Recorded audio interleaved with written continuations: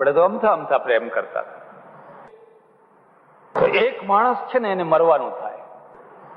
પશ્ચિમમાં કોઈ મરતું નથી. પશ્ચિમમાં કહી દે તારે ના કરવું, જા તારો ભાઈ, તું નહીં તો તારો, એટલે ત્યાં કોઈ મરતું નથી. પણ પશ્ચિમમાં જેટલી સરળતાથી કન્યા બીજા પતિને પરણી શકે છે એટલી સરળતાથી અહીંયા પરણી શકાતું. પશ્ચિમ એ પશ્ચિમ છે અને પૂર્વ એ પૂર્વ છે. અહીં તો આટલી જ વાત કરી દેવાની કે આ છોકરી તો ફલાણા સાથે ફરતી હતી, બસ આટલી જ હવા ઉડાડી દેવાની. પછી એને કોઈ ભાવ પૂછે, આટલી જ હવા ઉડાડી દેવાની. પેલા દેશમાં શું છે કે એવી હવા ઉડાડવાની કોઈ પરવા જ નહીં, એ પોતે જ ફોટા બતાવતી જો અમારો લે. બેયના વચ્ચે બહુ મોટું અંતર છે. એટલે આપણા દેશમાં શું રાખ્યું, પહેલા લગ્ન કરવાના, એટલે તમારે એકબીજાને બહુ ખાતરી થઈ ગઈ પછી પ્રેમ કરવાનો, આખી જિંદગી કરવાનો. સેફટી, એમાં કોઈ તૂટવાનો, ડરવાનો, પ્રેમ ભંગ થવાનો એવો કોઈ પ્રસંગ ના આવે. પેલામાં તો પ્રેમ ભંગ થવાનો પ્રસંગ આવે, જીવન નિષ્ફળ થઈ જાય. એટલે આ ત્રીજો પ્રકાર બતાવ્યો. બે લાકડા છે એ એકબીજામાં જે જોડાય છે, સુથાર એનું સાલ કાઢે છે. એવી જ રીતે બેયના કુટુંબીઓ છે, બેયના સગાવાલા છે, બેયના મા બાપ છે, બેયનો સમાજ છે, એ બધા ભેગા થઈને બે લાકડાને ભેગા કરે છે, એકબીજાને જોડી આપે છે. આ લગ્ન જલ્દી તૂટવાનો, આ જલ્દી નહીં તૂટવાનો. હા, પણ એટલું છે કે આ સંબંધ પણ અગ્નિ પરીક્ષામાં ટકવાનો. અગ્નિ પરીક્ષામાં બે બળીને ખાક થઈ જાય. એટલે એના ઉપર ફરી એક ચોથો પ્રકાર મૂકે, રિવીટ કરવાનો, વેલ્ડિંગ કરવાનો, રિવીટિંગ કરવાનો. આ રિવીટિંગ કરવાનો શું અર્થ છે? બંને મળીને, બંનેના મા બાપોએ મળીને, બધાએ મળીને એટલી મજબૂતાઈથી આ ગોઠવ્યું. પહેલા એવી પદ્ધતિ હતી, પહેલા સગાઈ થાય, વર્ષ, 2 વર્ષ, 3 વર્ષ, 4 વર્ષ, 5 વર્ષ સગાઈ રે, અને પછી વિવાહ થાય, પછી લગ્ન થાય. એટલે આ વચગાળાનો જે 2-5 વર્ષ છે એ વર્ષની અંદર એકબીજાને સમજી શકે, મા બાપ, કુટુંબીજનો. અને પછી એટલું મજબૂત રિવીટ કર્યું હોય, ઝઘડા થાય. કોઈ વાર એવું બને કે પેલી કન્યા 2-5 દિવસ પિયરમાં આવે, 6 મહિના આવે, 12 મહિના આવે, પણ લગ્ન તૂટે, લગ્ન ના તૂટે. ગાંધીજીએ પોતે લખ્યું છે કે એક વાર મને એવો ગુસ્સો આવ્યો કસ્તુરબા ઉપર, અને હવે ગુસ્સો તો આવે જ ને, ગુસ્સો કરવાની આ એક જ જગ્યા, હાથ પકડીને નીકળ મારા ઘરમાંથી બહાર, તો હું મારા ઘરમાં નહીં જોઈ, ગદડાવીને બહાર કાઢી. આવા પ્રસંગ તો ઘણા આવે. કસ્તુરબા, પેલા ગાંધીજી લખે છે કે મેં એને ઓસરીમાં ધધડાઈને બહાર કાઢી, નીકળ મારા ઘરમાંથી બહાર. ત્યારે કસ્તુરબાએ કહ્યું, શરમાવ, શરમાવ, લોકો જુએ છે. આ બીજી વાત સમજજો, વાણિયા લડે ને તો બારણું બંધ કરીને લડે, અને પટેલ લડે ને તો ફળિયામાં ઉભા રહીને લડે. એટલે આખું ફળિયું તમાશો જુએ, બધા આખા ફળિયાને તમાશો બતાવે. વાણિયા છે ને રાત પડે ત્યારે બધા હોઈ ગયા હોય, બારણું બંધ કરીને પછી બરાબર જેવું લડવું હોય એવું ભારનાને કોઈને અંદર ભળવા ના દે, કોઈને ખબર ના પડવા દે. ગાંધીજીએ લખ્યું કે જયારે એમ કહ્યું કે શરમાવો, શરમાવો, આ બધા લોકો આપણને જુએ છે, આપણા નોકર ચાકર બધા આપણને જુએ છે, તો ખરેખર મને એટલી શરમ આવી અને મેં હાથ છોડી દીધો અને અમે બધા બંને ઘરમાં જતા રહ્યા. વાત પૂરી થઈ ગઈ. આવા પ્રસંગો તો ઘણી વાર આવે, પણ એ લગ્ન તૂટતા કેમ નથી? કારણ કે રિવીટ કરેલો છે. પરદેશમાં લગ્ન કેમ તૂટી જાય તમને ખબર છે? ખાલી આટલું જ નિમિત્ત હોય કે આ ફરવા આપણે નીકળ્યા ત્યાં કૂતરાની દોરી હું પકડું કે તું પકડે, એમાં જો બેયને મતભેદ થાય તો બીજા દાડે કોર્ટ, છૂટા થઈ જાય. નાની નાની બાબત સહન શક્તિ નહીં, સહન કરવાની જરૂર નહીં, કારણ કે કોઈને કોઈની પડી નથી. આ પદ્ધતિમાં નુકસાન વધારે સ્ત્રીઓને, પુરુષોને ઓછું નુકસાન. એના બે કારણો છે. સ્ત્રી બહુ જલ્દી વૃદ્ધ થઈ જાય અને જેમ જેમ એ બીજી ત્રીજી ચોથી વાર પરણતી થાય એની વેલ્યુ ઘટતી જાય. પુરુષને જલ્દી વૃદ્ધાવસ્થા ના આવે. એક તો આ એને બેઈમાન. બીજું નુકસાન એ, આવું કરવાના કારણે પુરુષની ક્રેડિટ જેટલી ધોવાય એથી વધારે સ્ત્રીની ક્રેડિટ ધોવાય. સ્ત્રીની ક્રેડિટ ધોવાય એટલે એને પછી સહન કરવું પડે. એટલે આપણા ત્યાં પદ્ધતિ રાખી, પહેલા પ્રેમ નહીં કરવાનો, પહેલા લગ્ન કરવાનું. આજે એક બહુ ખરાબ રિવાજ ચાલ્યો છે. હજુ લગ્ન ના થયા હોય ને છોકરા છોકરીઓને ફરવા મોકલી દે. 15 દાડા, મહિનો આમ ફરે, આમ ફરે, આમ ફરે, આમ ફરે, આમ ફરે, અને પછી આવીને કહી દે કે હવે અમારે લગ્ન કરવા, એટલે હવે આ છોકરીની શું દશા થાય, હવે આની દશા શું થાય. એટલે આપણે એક મર્યાદા મૂકી, તમે બધા તમારા જ છો, તમે પોતે જ છો. લગ્ન ના થાય ત્યાં સુધી તમારે લક્ષ્મણ રેખાને ઓળંગવાની આ મુદ્દાને સમજજો. એટલે અહીંયા રામ અને સીતા એ બંનેના લગ્ન થવાના છે અને બંને અશોક પેલી વાટિકામાં મનોમન એકબીજાને વર્યાય છે. પણ પહેલા લગ્ન અને પછી પ્રેમ.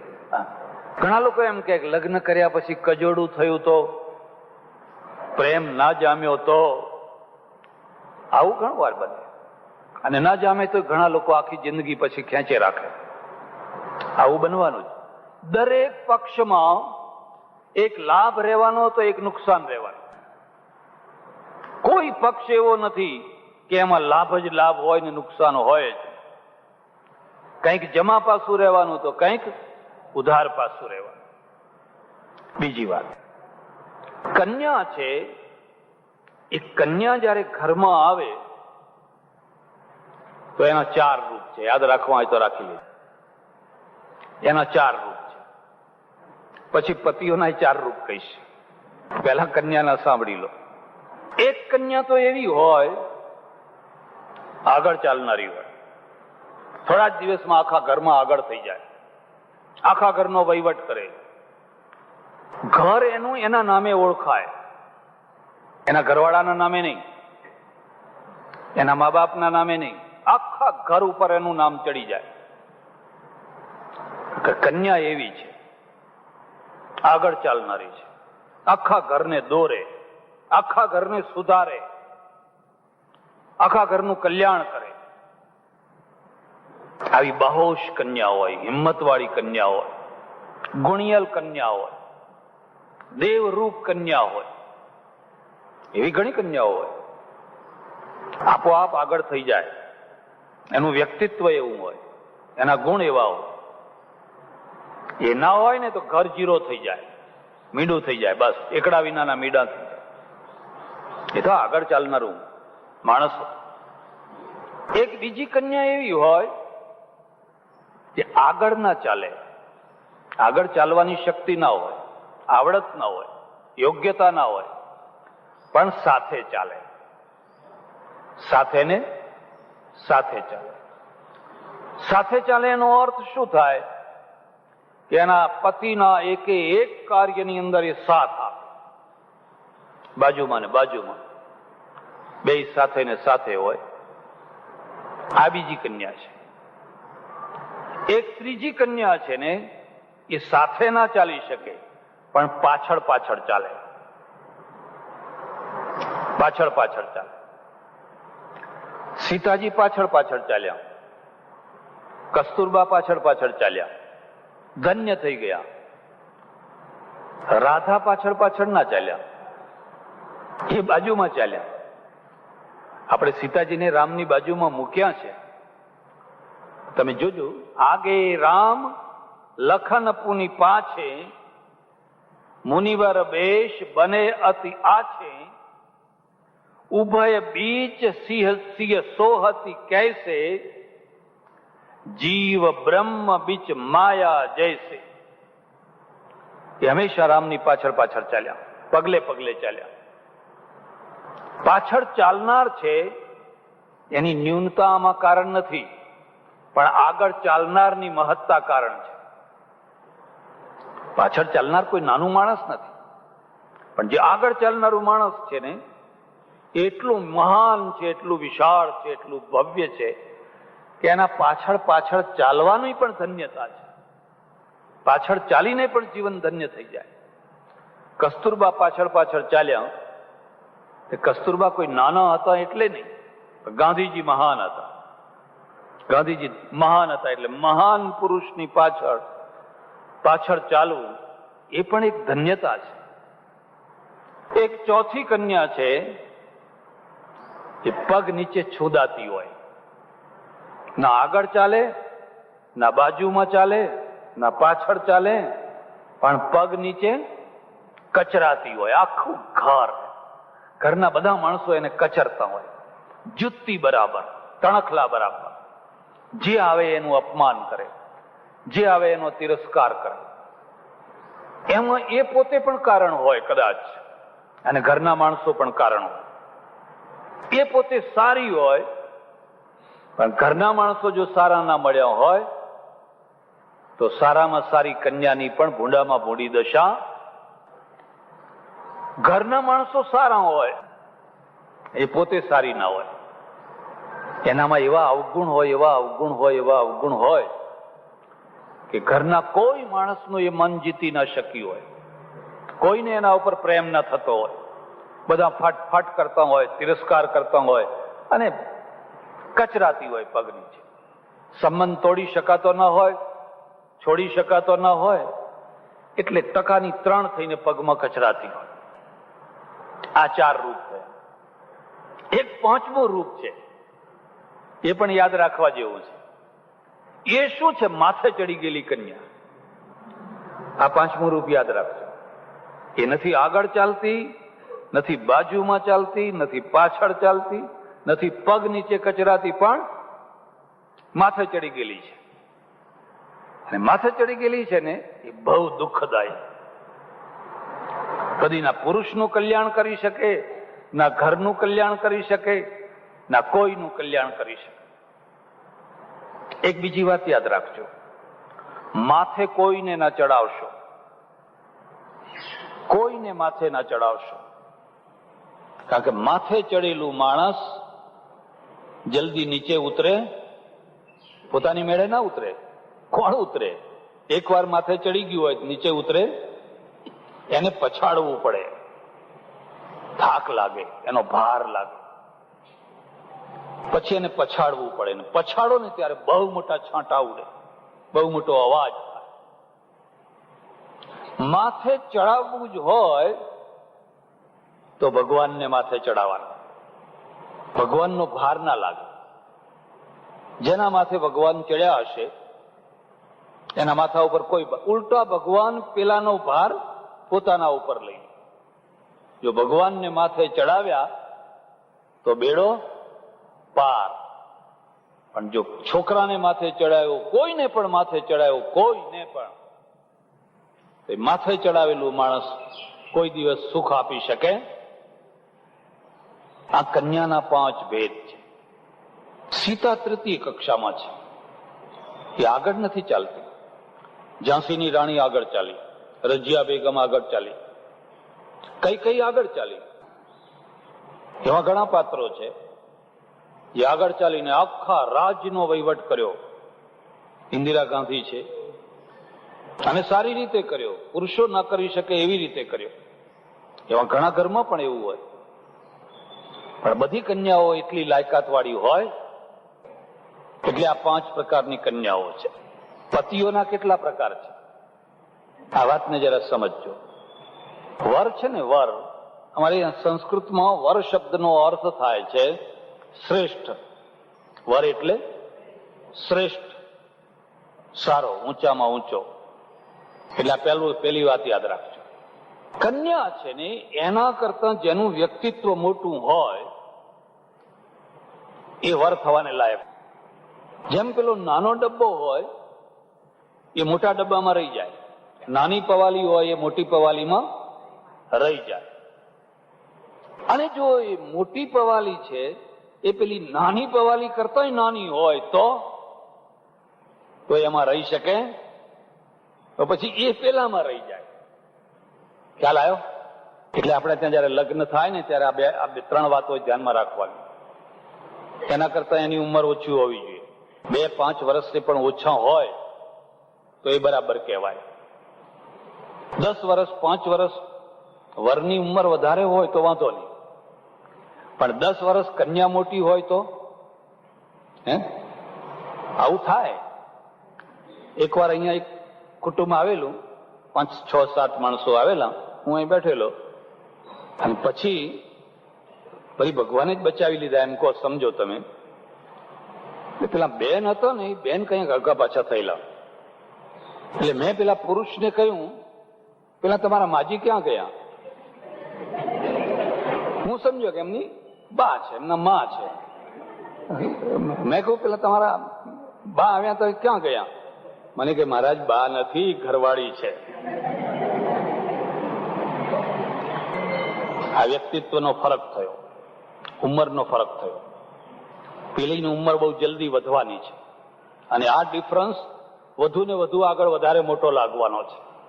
એટલે પેલી 19 હોય તો આ 20 હોય. એક વાત, જેવું ઉંમરમાં એવું શરીરમાં પણ એવું છે.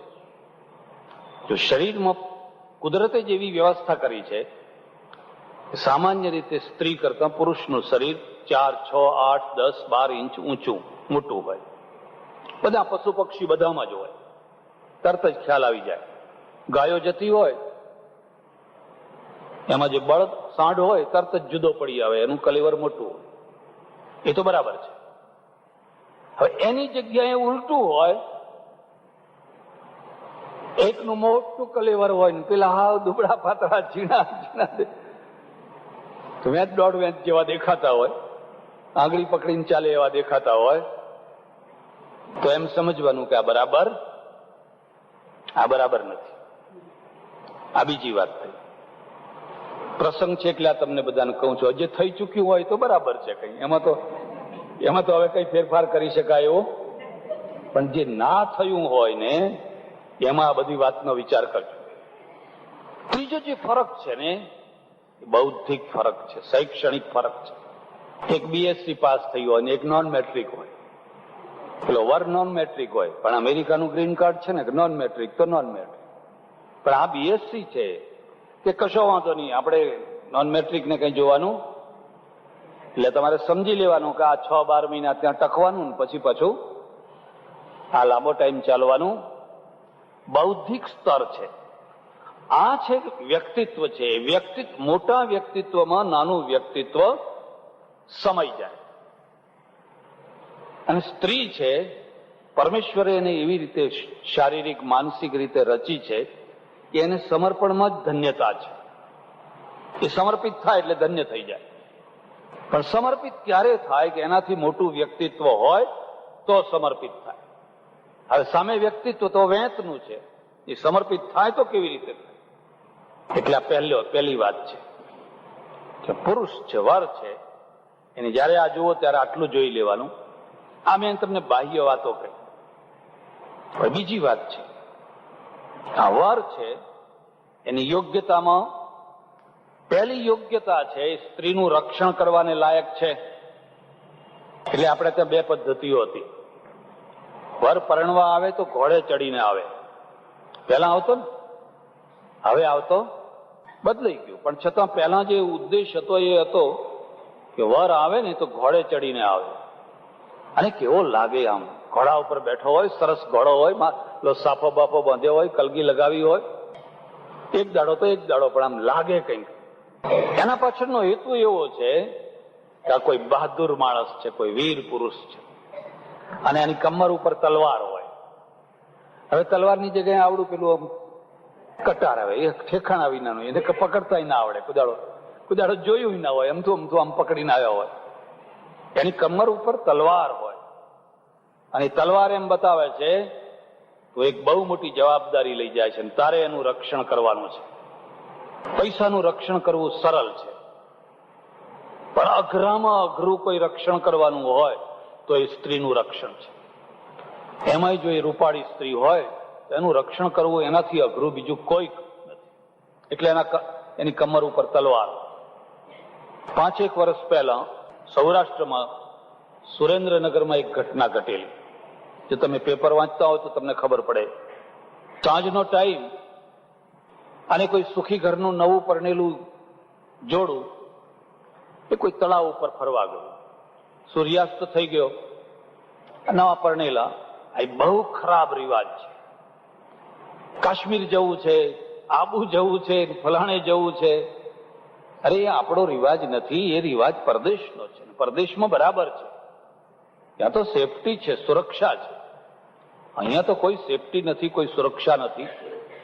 લૂંટાઈને આવો, બરબાદ થઈને આવો, મોઢું બતાવવાને લાયક ના રહો એવા થઈને આવો, તમારા ઘરમાં જ રહો ને. આ બંને ફરવા નીકળ્યા ગાડી લઈને. ડ્રાઈવર એમનો ગાડી ઉભી રાખી, ના સ્કૂટર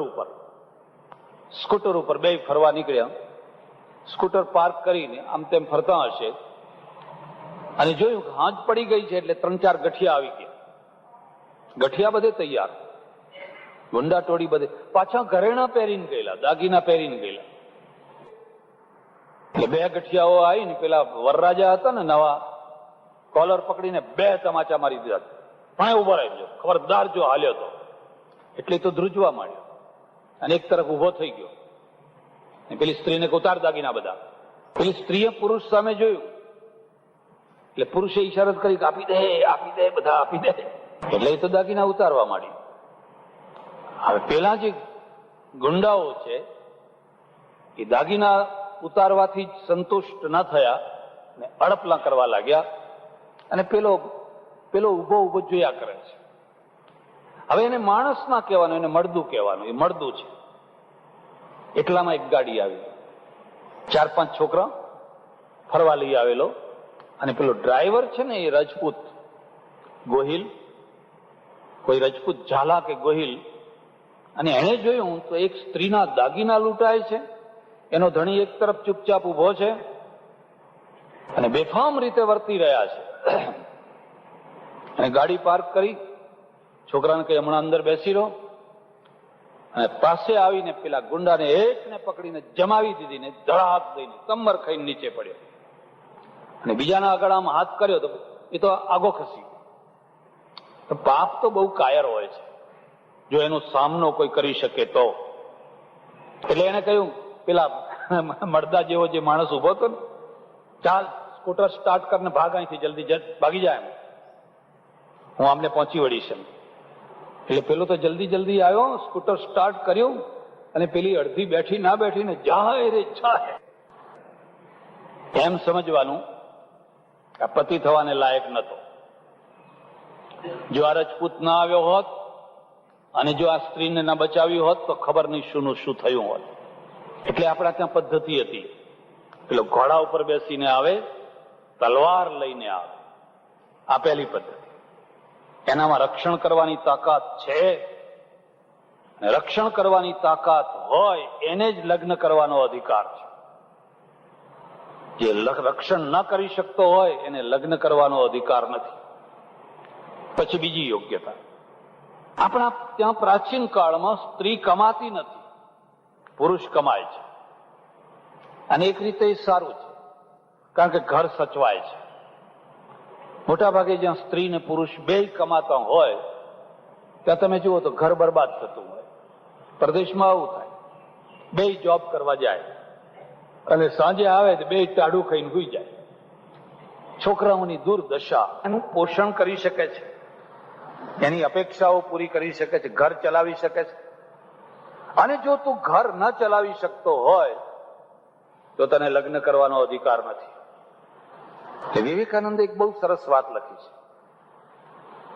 એક ભિખારી છે ને, ભિખારી, કોડિયો ભિખારી, એ કોડિયા ભિખારીને જઈને પૂછો, ભીખ માંગવા બેઠો હોય એને જઈને પૂછો કે તારે લગ્ન કરવા છે? બહુ મલકાઈને કે હા થતું હોય તો કરો. એમ કે આ સમૂહ લગ્નમાં ડબલ પાટલો ના થાય તો સિંગલ, પણ આપણો પાટલો. એક કોડિયો ભિખારી છે ને, એ પણ લગ્ન કરવા તૈયાર છે. અને એને પૂછો પણ પેલી આવશે તો તું કરીશ શું? તો કે મારી જોડે બેસશે, જેવો હું બેઠો છું એવું બાજુમાં એ બેસશે. આ લગ્ન કરવાને લાયક નથી. જે કન્યાના બાપના પૈસે જીવન ચલાવે છે, જે પોતાના પૈસે પોતાના પગ ઉપર નથી ઉભો રહી શકતો, એ લગ્ન કરવાને લાયક નથી. ચોથી વાત છે, લગ્ન કરવાથી પુરુષના માથા ઉપર ખાલી પત્નીની જવાબદારી નથી, આ તો બહુ મોટી જવાબદારી છે. બાળકોની પણ જવાબદારી છે. ભવિષ્યમાં બાળકો થશે, એમને ભણાવવા, એમને ઠેકાણે પાડવા, એમને નોકરી ધંધે વળગાડવા, એ બધી જવાબદારી ભાર ઉપાડવાની તૈયારી છે. અને જો ઉપાડવાની તૈયારી ન હોય તો તમે દુખી થઈ જશો. 3-4 વર્ષ પહેલા મારે આશ્રમમાં એક પતિ પત્ની આવ્યા. પત્ની છે એ બ્રાહ્મણની દીકરી અને પતિ છે એ બારોટ બ્રહ્મભટ્ટ, પ્રેમ લગ્ન કરેલા. પેલી બ્રાહ્મણની દીકરીનો બાપ છે એક હાઈસ્કૂલનો આચાર્ય, પણ આ નાદાની ભાન વિનાની નાદાની, જેને આગળનું ના દેખાય એને નાદાની કહેવાય. આ બધું કર્યું, નોકરી નહીં, ધંધો નહીં, આવક નહીં, ઘર નહીં. અહીં તારાપુરમાં સોજિત્રામાં કંઈક રહે, ભાડું ના ભરી શકે એટલે ઘરવાળાએ ખાલી કરાયું. પાછા 2 બાળકો થઈ ગયેલા. હવે આ 4 જણા મારી ત્યાં આવ્યા, રો કકડ માંડી. મેં કહ્યું ગમે તેમ તો તારો બાપ છે, તું એની પાસે જા, તારો સ્વીકાર કરશે અને તને જગ્યા આપશે. મને કે ના, અમે ગયા, અમને પેસવાય ના દીધા, તારું મોઢું ના બતાવીશ મને. મેં કહી ગયા હવે જવું ક્યાં? મેં એમને મદદ કરી, પૈસા આપ્યા, અનાજ આપ્યું, જાઓ કીધું. હજુ ઘર ખાલી નતું કરાયું, તમે રહેજો, કોઈ નોકરી ધંધે વળગજો. પણ કોઈનું આપેલું ચાલે કેટલા દિવસ? 10-15 દિવસ થયા હશે ને ફરી આવ્યા. 10-15 દિવસ થયા હશે ને ફરી આવ્યા. રો કકડ માંડ્યું. આવા માણસો ઉપર દૂરથી દયા કરી શકાય, પણ નજીકથી એમને રાખી શકાય? કે રાખો એટલે પછી બધી ઘણી એના પાછળનું ઘણી મળે. પછી મને ખબર નહીં એમનું શું થયું, પણ મને ખાતરી હતી આમની દુર્દશા થવાની છે. પેલા પુરુષને હું કહું તું લારી ચલાવ, તું કેળા વેચ, તું મગફળી વેચ, હું તને લારીનો ધંધો કરાવી આપું. પણ એનામાં કોઈ નૂર જ નહીં, કોઈ હોશિયારી નહીં, કોઈ આવડત નહીં, કોઈ હિંમત નહીં. થાકી ગયેલો માણસ. અને આ છોકરી દુઃખમાં થાકી ગયેલી. ખબર નહીં પછી એમનું શું થયું, પણ હું માનું છું 2 દુઃખી થઈ ગયા હશે, ઘણી ભોળી હાલતમાં મુકાઈ ગયા હશે. એટલે આ પતિની લાયકાત છે, પતિની યોગ્યતા છે. આમાંનું જો એની પાસે કશું ન હોય અને જો એ પરણ્યો હોય તો એ દાંપત્યની સિદ્ધિ નહીં મેળવી શકે, દાંપત્યનું સુખ નહીં મેળવી શકે. એના માટે એવી કહેવત છે કે ગળામાં ભરાયેલો કાંઠલો નથી એ બહાર કાઢી શકતો કે નથી અંદર ઉતારી શકતો, એની ભૂંડામાં ભૂંડી દશા. એટલે રામ છે એ રામ ધનુષ તોડી કાઢ્યું અને રામમાં બધા ગુણો છે. બાવડામાં રક્ષણ છે. 14 વર્ષ જંગલમાં ફર્યા, પણ કોની તાકાત કે કોઈ સીતા સામે આંખ ઉપાડી શકે? અને આટલા સમર્થ પતિ હોવા છતાં પણ સીતાનું હરણ થયું કે ના થયું? રામની ગેરહાજરીમાં થયું, પણ થયું કે ના થયું? જીવન આખું ધૂળધાણી થઈ ગયું. જનક પૂછે છે, રામ તમે ના કેમ પાડો છો? કારણ શું છે? આ બધા ઉમેદવાર જુઓ, આ બધા ઉમેદવારો હરખ ભેલા છે, ઊંચા નીચા. એમાંથી કેટલાક તો શું કહે છે ખબર છે? ભલે ને રામે ધનુષ તોડ્યું, આપણે સીતાનું હરણ કરો. બાવડા જોરથી આપણે ઉપાડો, કોણ સીતાને લઈ જનાર છે, આપણે ગુંડાગીરી કરો, તો તમે ના કેમ પાડો છો? રામે જવાબ આપ્યો, જુઓ અમે 4 ભાઈઓ છીએ અને મારો એવો નિયમ છે, કોઈ પણ સુખ ભોગવવું તો ચારેય સરખું ભોગવવું. બંગલા બાંધીએ તો ચારેય ના બાંધવાના, એકના નહીં બાંધવાના. ગાડી લાવવી તો ચારેયની લાવવાની. જે લાવવું એ બધું ચારેયના માટે સરખું. તો હું પરણીશ તો એકલો નહીં પરણું, અમે 4 ભાઈઓ સાથે પરણશું તો પરણશું. જનક કે બોલતા શું નથી, મારે 4 દીકરીઓ છે, આ એકને પરણાવતા આટલું દુઃખ પડ્યું તો બાકી 3 ને પરણાવતા તો ખબર નહીં કેટલું દુઃખ પડત. મારા ભાઈની છે, જનકના ભાઈની છે, મારે 4 દીકરીઓ છે, મારી પોતાની જ કહેવાય. આ તો સારામાં સારું એમ કે સીતાને કહ્યું પહેરાવો વરમાળા, હવે મોડું કરશો વળી પાછું કોઈ ખબર નહીં શું થઈને ઊભું રહે, માટે વરમાળા અને વરમાળા પહેરાવો, પછી મારી જવાબદારી પૂરી ને તમારી જવાબદારી શરૂ. જ્યાં સુધી કન્યાને પરણાવી નથી ત્યાં સુધી બાપની જવાબદારી. કન્યાને પરણાવી દીધી, હવે પેલાની જવાબદારી, હવે તમે જાણો, તમારું માણસ થઈ. રામે ગરદન આમ લાંબી કરી, કારણ કે રામ ઊંચા છે ને સીતા નીચા છે. રામે આમ ગરદન કરી અને લક્ષ્મણનો આનંદનો પાર નથી. મોટા ભાઈના લગ્ન થઈ રહ્યા છે અને પાછું મનમાં એ થયું મોટા ભાઈ અમારું કામ કાઢી નાખ્યું. પાછો મોટા ભાઈ કઈ એકલા પરણે એવા કહી દીધું કે મારા બીજા 3 ભાઈઓ છે કે 3ને પરણાવી, 4ને ભેગા પરણાવી. આ સમૂહ લગ્ન પહેલા થયેલા. આજકાલ જે સમૂહ લગ્ન થાય છે ને, પણ ખરા સમૂહ લગ્ન તો રામે કરેલા, હઠ કરીને વરમાળા પહેરાવી. તુલસીદાસજી લખે છે કે બધા ઋષિઓ રાજી થઈ ગયા, સંતો રાજી થઈ ગયા, પણ જે દુષ્ટો હતા ને એ બધા દુષ્ટો હાથ ઘસવા માંડ્યા કે આ શું કરીએ તો હજુ આનું કામ તોડી શકાય. આ બીજી વાતને યાદ રાખજો, પ્રત્યેક સારા કામને ખોટી નજરે જોનારા થોડા ઘુવડ તો રહેવાના જ. થોડા ઘુવડ રહેશે ને થોડી ચીબરીઓ રહેશે. ખ્યાલ આવ્યો? ચીબરીઓ એટલે સમજ્યા? થોડા ઘુવડ ને થોડીક ચીબરીઓ તો હંમેશા રહેવાની. એ બધા કહે છે કે શું કરીએ તો આપણે આ આખું લગ્ન તોડાવી નાખીએ. ગમે એમ કરો પણ રામને આ સીતા ના જવી જોઈએ. અને એટલામાં એમનું ધાર્યું થયું. ઘણી વાર એવું બને કે આ ઘુવડ ને ચીબરીઓ હોય એ પોતાનું ધાર્યું કરે, ના કરે એવું નહીં. સારામાં સારું કામ બગાડી નાખે, સારામાં સારું કામ અટકાવી દે. બન્યું એવું કે એ જ સમયે પરશુરામ આવ્યા. વિકરાળ ચહેરો, ભયંકર મોટી આંખો, મોટી જટા, હાથમાં આવડો મોટો કુહાડો અને ક્રોધમાં લાલ ઘૂમ થઈ ગયેલા. તે આવ્યા ને એટલે બધા ડરી ગયા, એકદમ બધા સોપો પડી ગયો. અલ્યા પરશુરામ આવ્યા. પણ કેમ આવ્યા? એમ સીધા જનકની પાસે જઈને ઉભા છે. હવે જનક રામની પાસે ઉભા છે અને રામની પાસે સીતા ઉભા છે. અને જનક સમજી ગયા કે વિઘ્ન આવ્યું. એટલે આપણે પેલા ગણપતિની ઉપાસના, વિઘ્ન હરતા છે ને, વિઘ્નેશ્વરાય વરદાય સુરપ્રિયાય, ગણેશની એટલા માટે સ્તુતિ કરીએ, જોજો ભાઈ આ વચ્ચે કઈ વિઘ્ન ના આવે. પણ વિઘ્ન આવ્યું, બહુ મોટું વિઘ્ન આવ્યું. અને જનકને કહે છે બોલ સઠ, આ શિવનું ધનુષ કોણે તોડ્યું? શિવ મારા ઈષ્ટદેવ છે અને મારા ઈષ્ટદેવનું ધનુષ જેને તોડ્યું હશે એનું માથું તોડી નાખીશ. બતાવો મને કોણે ધનુષ તોડ્યું છે?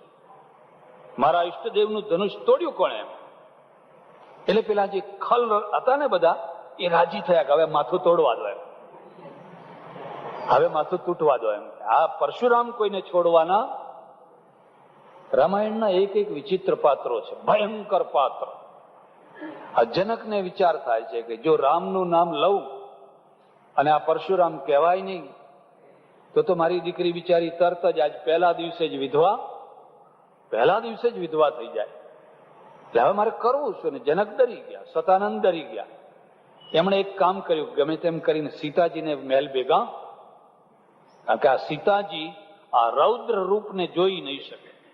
તમે લગ્ન માંડ્યું હોય, દીકરો પરણતો હોય, બધું સારો પ્રસંગ હોય, અને આ પરશુરામ જેવા કોઈ પરશુરામ આવે તો તમારી દશા શું થાય?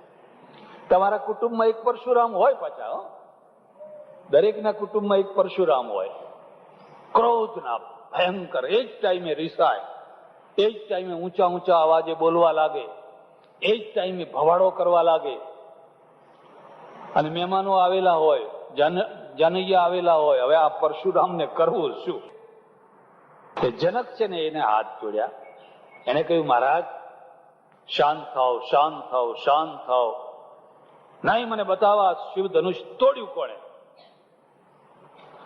એટલે રામે વિચાર કર્યો કે આ જનક આનો જવાબ નહીં આપી શકે, અને હવે જવાબદારી મારી થઈ ગઈ છે. એટલે રામે બહુ સરળતાથી કહ્યું, હોય હે કોઈ એક દાસ તુમ્હારા. આ શિવ ધનુષને તોડનાર કોઈને કોઈ તમારો દાસ હશે, કોઈ બીજા કોઈની તાકાત. મારો દાસ આવું કામ કરે, મારા ઈષ્ટદેવનું ધનુષ તોડ્યું? એ દાસ હોય કે જે હોય, આજે એનું માથું કાપી નાખીશ. એટલે વધારે પડતું બોલવા લાગ્યા, ઉગ્ર થઈને. એટલે લક્ષ્મણ પછી બોલવા લાગ્યા. તો લક્ષ્મણનો સંવાદ તમારે બહુ જોવા જેવો છે. લક્ષ્મણે કહ્યું કે હે વિપ્રદેવ, હે વિપ્ર, હે બ્રાહ્મણ દેવ, હવે આ સડી ગયેલું જૂનું પુરાણું ભંગાર જેવું થઈ ગયેલું ધનુષ તૂટી ગયું તો તૂટી ગયું, એમાં આટલો બધો મોહ શું ને આટલો બધો ક્રોધ શું? પેલા તો અગ્નિમાં જેમ ઘી પડ્યું હોય ને, મને વિપ્ર કહે છે, મને બ્રાહ્મણ કહે છે. મને ખબર છે હું કેવો બ્રાહ્મણ છું. 21 વાર મેં આ ક્ષત્રિયોનો નાશ કરેલો છે. અને પેલી ધાર ઘસે, આમ પેલી કુહાડાની ધાર કરીને એ ધાર આમ તૈયાર કરે.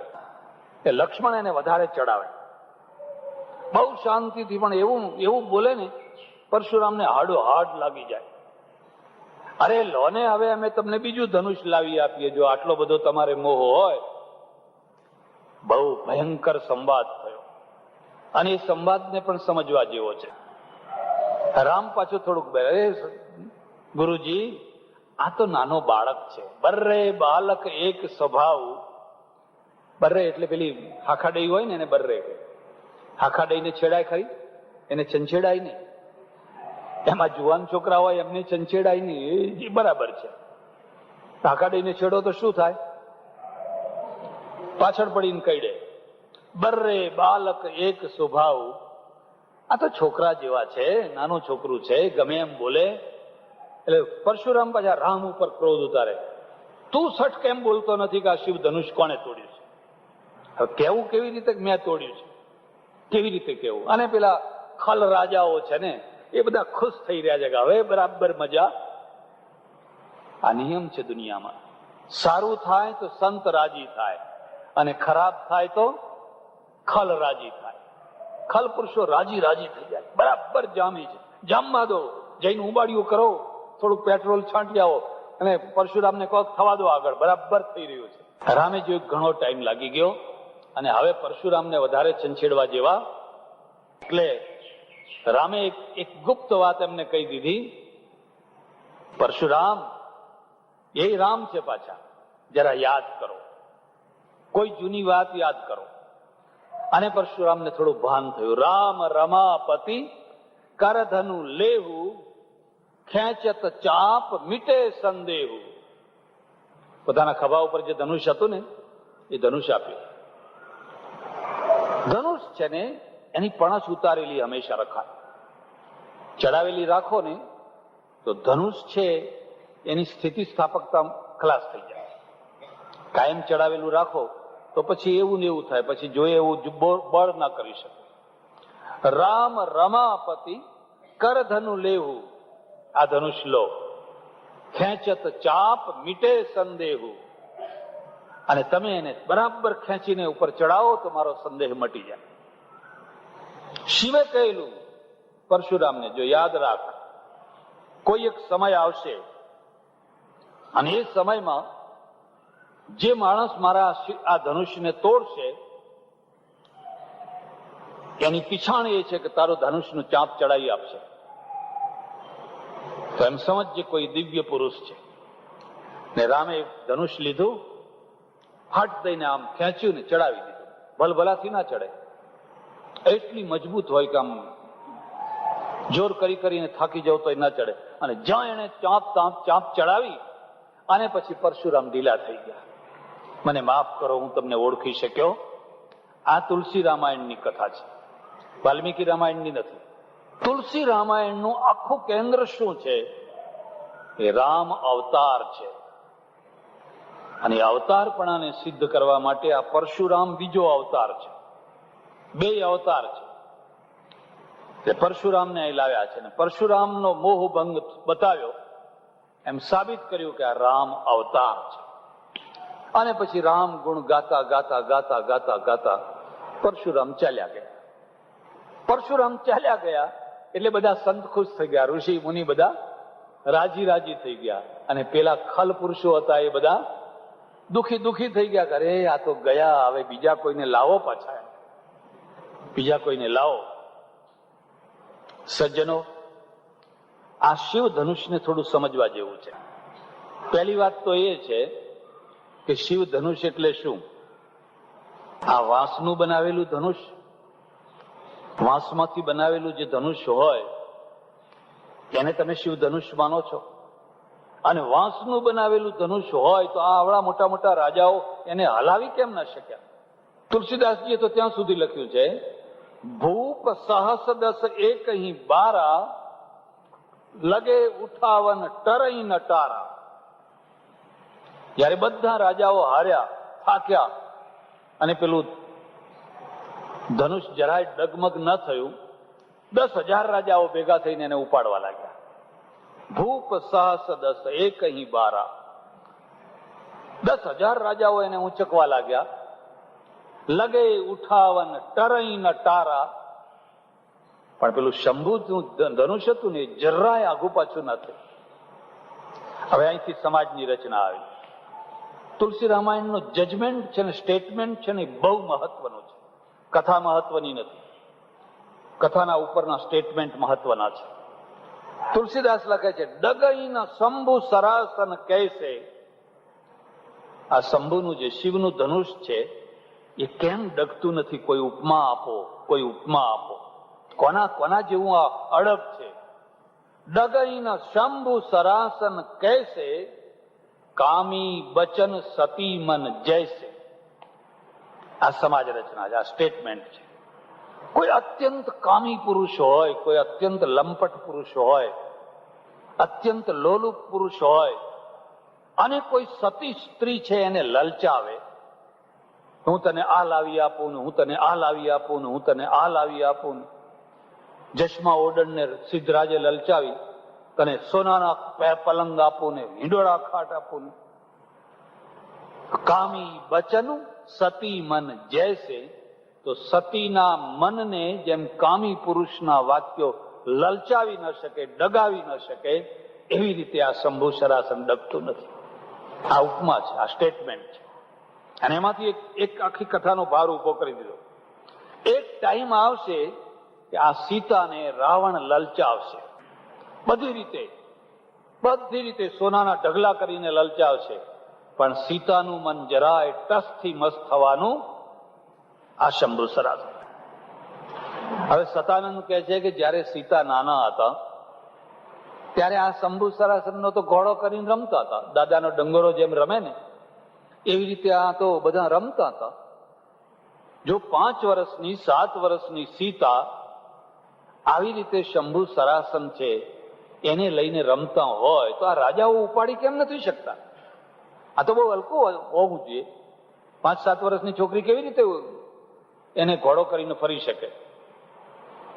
એટલે એમ સમજવાનું કે આ કોઈ લૌકિક કથા, આ લૌકિક કથા નથી. ત્રીજી વાત, રામે શિવનું ધનુષ ઉપાડ્યું હોય તો ઉપાડવાની વાત હતી, ખસેડવાની વાત હતી. આમ થોડું ખસેડી દેવાનું હતું, બહુ તો ઉપાડવાની વાત હતી. વચ્ચેથી 2 ટુકડા કેમ કરી નાખ્યા? તોડી નાખ્યું તો પરશુરામ ઝઘડો કરવા ના આવત. જરા ખસેડીને વાત કરી દેવી હતી પૂરી. લો ભાઈ, ખસેડી દીધી. બહુ તો ઉપાડી દીધું, ઉપાડીને ધીરે ધીરે મૂકી દેવાનું હતું. હવે વાંસનું ધનુષ્ય હોય એમાં આટલી બધી, તો 2 ટુકડા કરીને ફેંકી દીધા. 2 ટુકડા કેમ કર્યા? ત્યારે આ શરાસન છે શું, આ શિવ ધનુષ્ય છે શું, એનું આધ્યાત્મિક રૂપ સમજવું હોય તો ઉપનિષદમાં આવવાનું. ઉપનિષદમાં આવવાનું. અમારે ઉપનિષદમાં લખ્યું છે, પ્રણવો ધનુ શરો યાત્મા બ્રહ્મ તલ્લક્ષ્યમુચ્યતે. પ્રણવ જે ઓમકાર છે ને એ ધનુષ છે. ઓમકારનો જે આમ તગડો છે ને એને જોજો તમે, ધનુષ જેવો દેખાય છે કે નહીં? આપણે જો ઓમ લખીએ ને એમાંનો જે પહેલો તગડો છે, પ્રણવો ધનુ શરો યાત્મા, એના ઉપર જે બાણ ચડાવવાનું છે એ શું છે? એ તમારું મન છે, એ બાણ છે. બ્રહ્મ તલ્લક્ષ્ય મુચ્યતે, અને લક્ષ્ય શું વિંધવાનું છે? લક્ષ્ય વિંધવાનું છે બ્રહ્મ, પરમાત્મા. આ પ્રણવ રૂપી ધનુષ ઉપર મનરૂપી આત્માને ચડાવીને બરાબર લક્ષ્ય લઈને કોઈ વિંધે તો એને બ્રહ્મરૂપી પ્રાપ્તિ થઈ જાય. જરા તુલના કરજો. મહાભારતમાં ધનુષ પરીક્ષા છે. દ્રોણાચાર્ય પરીક્ષા માંડી છે. કૌરવો પાંડવો બધાને ભેગા કર્યા, પોતાના વિદ્યાર્થીઓને, અને પછી કહ્યું કે આજ તમારા ધનુર્વિદ્યાની પરીક્ષા લેવાની છે. દુર્યોધનને કહ્યું ચાલ તળાવ, પેલા સામે જે વૃક્ષ દેખાય એ વૃક્ષની બખોલમાં પક્ષી છે અને પક્ષીની આંખ વીંધવાની છે. એ દુર્યોધને ધનુષ ઉપર બાણ ચડાવ્યું અને પછી પૂછ્યું, બોલ તને શું દેખાય છે? એટલે દુર્યોધને કહ્યું, મને તો વૃક્ષ દેખાય છે, આજુબાજુના બીજા ઝાડ દેખાય છે, તમે દેખાવ છો, આ બધા ઉભેલાય દેખાય છે, બધું દેખાય છે. એટલે દ્રોણાચાર્ય માથું પટક્યું, મૂકી દે એક તરફ. પછી બીજાને, ત્રીજાને, ચોથાને, પાંચમાને, તમને શું દેખાય છે બતાવો? તો કોઈએ કહ્યું કે અમને એકલું ઝાડ જ દેખાય છે. પછી અર્જુનનો, છેવટમાં અર્જુનનો વારો આવ્યો. અર્જુનને પૂછ્યું તને શું દેખાય છે? એટલે એને કહ્યું મને કોઈ ચીજ દેખાતી નથી, ખાલી ઝાડ દેખાય છે.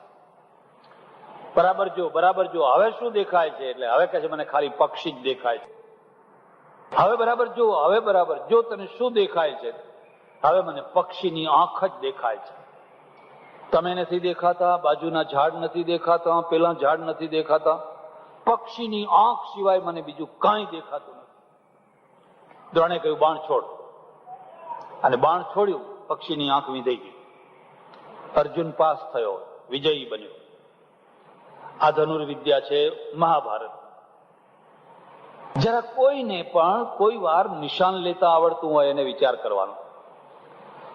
તમે કોઈ વાર બંદૂક પકડી છે? ના પકડતી હોય તો પકડજો.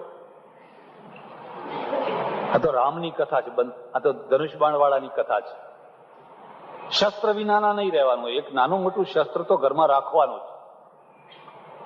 શસ્ત્ર વિનાના રહેવું એ તો પોતાના પગ ઉપર કુહાડો મારવા જેવું છે. જો તમે નિશાન લેતા તમને આવડતું હોય તો નિશાનની એવી પદ્ધતિ છે કે જેના ઉપર તમે નિશાન લેવા માંગતા હોવ એના આડે તો પેલી માખી આવે, એટલે એ જ ના દેખાય, બાકીનું બધું દેખાય. તો અહીં તો ઉલટું કહે છે, મને પક્ષીની આંખ જ દેખાય છે. આંખ દેખાતી હોય તો કેવી રીતે નિશાન લેવાય? એના પાછળનો હેતુ શું છે? હેતુ એ છે આ પક્ષીની આંખ એ બ્રહ્મ છે, પરમાત્મા છે. જેમ જેમ બાકીની બધી વસ્તુઓ દેખાતી બંધ થાય અને માત્ર પક્ષી અને પક્ષીની આંખ દેખાય તો એમ સમજવાનું કે તમે ધનુર્વિદ્યામાં કુશળ થયા. આ મહાભારતની વાત છે. અહીંયા રામાયણમાં પણ એ જ વાત છે. આ શિવ ધનુષ એટલે શું? શિવનો વાસ કાશીમાં છે, વારાણસીમાં છે. એટલે શિવ 2 જગ્યાએ રહે, કૈલાસમાં રહે અને કાં તો કાશીમાં રહે, વારાણસીમાં રહે. એના 2 નામ છે. પ્રાચીન નામ કાશી છે અને બૌદ્ધ કાળનું નામ છે વારાણસી. કાશીનો અર્થ થાય છે કાશ્યતે પ્રકાશ્યતે સા કાશી. કાસરી દીપતો, એકદમ જ્યાં ઝાડ ઝાડ ઝાડ ઝાડ ઝાડ પ્રકાશ થતો હોય એનું નામ કાશી કહેવાય. અને વારાણસીનો અર્થ થાય છે વરુણા અને અસી આ બે નદીઓના વચ્ચેનો જે ભાગ એનું નામ વારાણસી. અસી વરુણયોર મધ્યે ઉપનિષદ કહે છે વારાણસી. ફરી પ્રશ્ન પૂછે છે કાવઈ અસી કાવઈ વરુણા. અસી કયું છે ને વરુણા કયું છે? તમે કોઈ વાર કાશી જાઓ તો જોજો, તમે એક તરફ હિન્દુ યુનિવર્સિટી તરફ જાઓ તો અસી નદી આવે, નાની સરખી નદી અસી, અને સારનાથ તરફ જાઓ તો વરુણા નદી આવે. આ વરુણા અને અસી આ બેયના વચ્ચે જે નગર છે એનું નામ વારાણસી. વારાણસી. પેલું ઉપનિષદ કહે છે કે કાવઈ અસી કાવઈ વરુણા. ભાઈ અસી કઈ નદી છે ને વરુણા કઈ છે? એ પોતે જ સમાધાન આપે છે. તમારી જે આ ડાબી ભ્રકુટી છે એ વરુણા છે, અને આ જે જમણી છે એ અસી છે. એટલે તમારે જોવું હોય જોજો, આ ભ્રકુટીનો આકાર પણ ધનુષ જેવો છે ને? ભ્રકુટીનો આકાર પણ ધનુષ જેવો છે. આ જે ડાબી છે એ વરુણા છે, અને આ જે જમણી છે એ અસી છે. આ બે વરુણા અને અસીના વચ્ચો વચ જે છે એ કાશી છે. આ કાશ્યતે પ્રકાશ્યતે સા કાશી. આ જે આજ્ઞા ચક્ર છે યોગીઓની દ્રષ્ટિએ, એ આજ્ઞા ચક્ર છે એ જ કાશી છે, અને એ કાશીની અંદર પ્રકાશ થઈ રહ્યો છે. ઝરઝર ઝરઝર ઝરઝર ઝરઝર પ્રકાશ થઈ રહ્યો છે. એ આજ્ઞા ચક્રનું જે ભેદન કરે, આ બેયને જે ભેદી નાખે, એટલે ધનુષના બે ટુકડા કરી નાખે. ધનુષના બે ટુકડાનો શું બીજો અર્થ છે? આ વચ્ચેથી જે ભેદન કરી નાખે એનું નામ રામ કહેવાય. અને એ રામને પેલી બ્રહ્મ વિદ્યા રૂપી જે સીતા છે ને, એ સીતા એને વરમાળા પહેરાવે, એ રામને વરમાળા પહેરાવે. એટલે અહીંયા જે વરુણા અને અસી છે, અને આ શિવ ધનુષનો જે ભંગ છે એને માત્ર તમે લૌકિક કથાના સમજી લેશો. અને એને જો તમે લૌકિક કથા સમજી લેશો તો તમે રામાયણના હાર્દને નહીં સમજી શકો, રામાયણના રહસ્યને નહીં સમજી શકો. ન તમે રામને સમજી શકશો, ન તમે સીતાને સમજી શકશો. આ શિવ ધનુષ છે.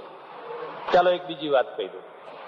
એક નિશાળ, અને નિશાળની અંદર બધા 7મી કક્ષા સુધી છોકરા ભણે. એકવાર ડેપ્યુટી આવ્યા એટલે એમણે એક છોકરાને પૂછ્યું, છોકરા ઉભો થાય, શિવ ધનુષ્યનો કોણે ભંગ કર્યો બોલ, તને ખબર છે? એટલે ઉભો થઈને કહે છે કે સાહેબ, જેણે કર્યો હોય ને, પણ હું કશું જાણતો નથી, મેં કર્યું. એટલે ડેપ્યુટી તો કઈ બોલ્યા નહીં, સમજી ગયા, અને આવડતો નથી જવાબ. પણ એમના ગયા પછી જે સાહેબ હતા ને, એ સાહેબે ફરી પૂછ્યું, બીજા છોકરાઓને પૂછ્યું, બોલો શિવ ધનુષનો ભંગ કોણે કર્યો હતો? તો કે સાહેબ અમને ખબર નથી. પેલા કે અમને ખબર નથી, પેલા કે અમને ખબર નથી. પેલા એ છોકરાના સાહેબે કહ્યું, સાહેબ આ તો બહુ સારો છોકરો છે, તોફાની નથી, કોઈ દિવસ ભંગ કરે એવો નથી, માટે એના ઉપર વેમ લાવશો. એટલે એક રિપોર્ટ કર્યો, એક તુમાર કર્યો, કાગળ કર્યો. એ કાગળ ઉપરની ઓફિસમાં ગયો, ઉપરની ઓફિસમાં ફરી ઉપરની ઓફિસમાં ગયો, ફરી પાછો આવ્યો, પણ શિવ ધનુષ્યનો ભંગ કોણે કર્યો એ કઈ નક્કી થઈ શક્યું. એટલે તુમાર થઈ ગયો આટલો જાડો. એટલે ફરી પાછો ઉપરના સાહેબના પાસે ગયો, એટલે સાહેબે ઉપર શેરો માર્યો, જેને કોઈએ પણ શિવ ધનુષનો ભંગ કર્યો હોય, ભલે કર્યો હોય, નવું શિવ ધનુષ લાવીને ખીંટીએ ટાંગી દો, અને ફરી હવે પછી કોઈ ભંગ ના કરે એનું ધ્યાન, હવે ફરી કોઈ ભંગ ના કરે. આ શિવ ધનુષ છે. એટલે શિવ ધનુષનો અર્થ છે અંતર રામાયણ, અધ્યાત્મ રામાયણ, આત્મ રામાયણ. અને આત્મ રામાયણની અંદરનો જે રામ છે એ આ શિવ ધનુષનો ભંગ કરે છે. કંકોત્રી લઈ અને ખેપિયો છે ને દોડતો અયોધ્યા પહોંચ્યો. આ પેલી બાજુ દશરથ છે ને, એ રાહ જોઈને બેઠા છે કે મારા દીકરાઓ બે ગયા છે, શું થયું, કઈ ટપાલ નથી, કઈ સમાચાર નથી. આવા મોટા મોટા રાક્ષસોની સામે એ ટકી શકશે કે કેમ, કે શું થયું કે શું ન થયું. વશિષ્ઠ એમને સમાધાન કરાવે છે, તમે ચિંતા ના કરો, તમે ચિંતા ના કરો. એ જ્યાં ગયા હશે ત્યાં સારું જ કામ કરશે. એટલામાં તો આ સમાચાર લઈને આવ્યા. જનક રાજાએ કંકોત્રી મોકલી છે કે વેવાઈને માલુમ થાય કે તમે જાન લઈને આવજો. એમાં 2 મૂર્તિયા તો અહીં છે જ, હવે બાકીના 2 છે એમને લઈને વહેલા આવજો. મારી દીકરી છે એ 4 દીકરીઓને હું તમારા સાથે તમારા ઘરમાં આપવા માંગુ છું, માટે તમે વહેલા જાન લઈને આવજો. તો દશરથે કહ્યું કે ભાઈ આજ આવવું, કાલે આવશું, આજ ઉતાવળ કરો એ કામ આવે. રામચંદ્ર ભગવાન શ્રી રામ જય રામ જય જય રામ. શ્રી રામ જય રામ જય જય રામ.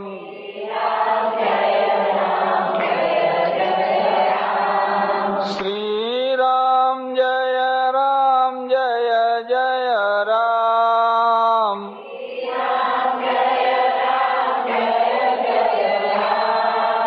શ્રી રામ જય રામ જય જય રામ.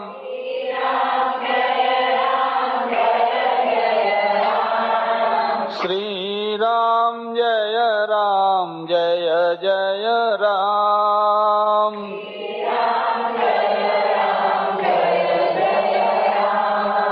શ્રી રામ જય રામ જય જય રામ. રામચંદ્ર ભગવાન કી જય.